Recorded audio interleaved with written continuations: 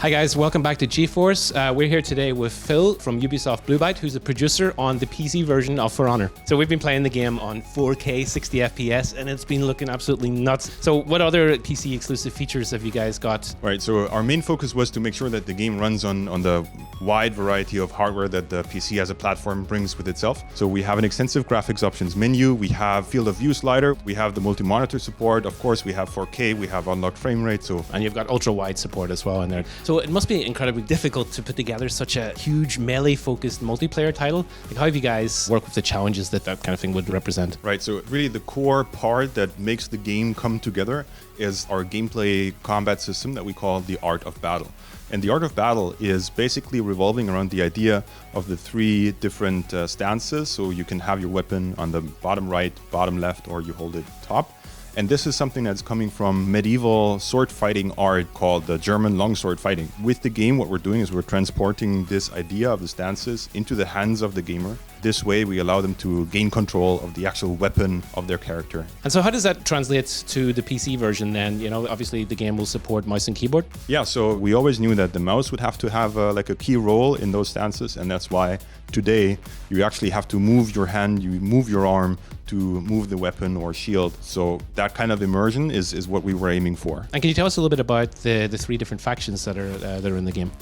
Right, so For Honor very realistically features knights, Vikings, and samurai facing each other on the battlefield. And it's those three factions because what we found very interestingly is that whenever you ask a person, like, what are you? Are you a knight, Viking, or samurai?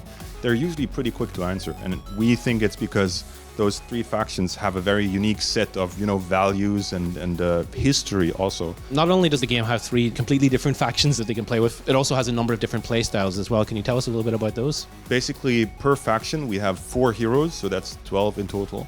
And those 4 heroes embody one specific playstyle. So we have the assassin kind of playstyle, which is really fast and deadly, but really doesn't take much of a beating, which is the exact opposite from our heavy warriors. So the heavies, as the name implies, are really like the bulky, brutish kind of people who are super strong, super heavy hitters, but they're very slow. The 2 others are, we have like an all-round class, which we call the Vanguard. So those are more or less your beginner characters. And then the last style is what we call the hybrid. So those combine some of the aspects that I've mentioned before. And so what advice would you give to players when they go hands-on with the title? You need to play defensively.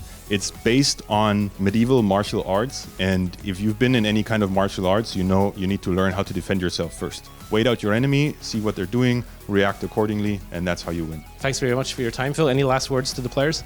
Well, yeah, obviously, I'm looking forward to seeing every one of you on Valentine's Day, February 14th, 2017, on the battlefield. That's going to be an interesting Valentine's Day. Okay, guys, that's all for this time on GeForce. Catch you next time.